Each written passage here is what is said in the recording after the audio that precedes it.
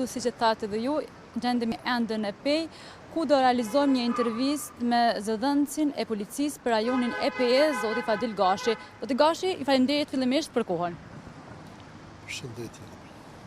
Si është duke shku procesi zgjedhor këtu në komunën e Pejës, po dhe në komuna tjera të Rrafshit, Dugagjinit, a ka ndonjë parregullsi cila është raportuar tek ju në Policinë e Kosovës?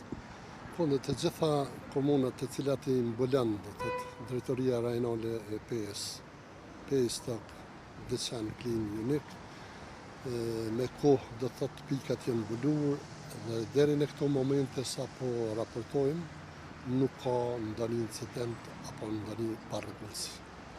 Sa është numri i zyrtarëve policor të cilët mbulojnë këto komuna të cilat ju i përmendet tani?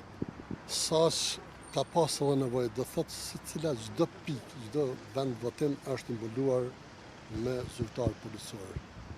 Pavarësisht numri, sa është? Parafërsisht nga 2 zyrtarë janë, sa qendra nga 2. Kandidatja për kryetare nga radhat e PSD-s në Deçan ka raportuar një parregullsi, siç ka thënë ajo, ku zyrtar të AAK-s ka thënë që ka bërë presion mbi votuesit. A është hapur ndonjë rast në Policinë e Kosovës ai për këtij rasti?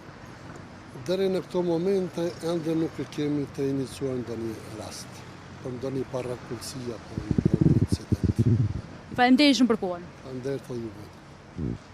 Atëherë, Dori, ishim në linjat e drejt për drejt me zëdhënësin e Policisë së Kosovës për rajonin e Pejës, zoti Fadil Gashi, i cili na njoftoi për procesin zgjedhor që përmbahet në Rrafshin e Dugagjinit. Siç tha edhe ai, pra nuk ka ndonjë parregullsi apo ndonjë incident i cili është raportuar në Policinë e Kosovës gjatë këtyre orëve sa po mbahet zgjedhjet në këto komuna.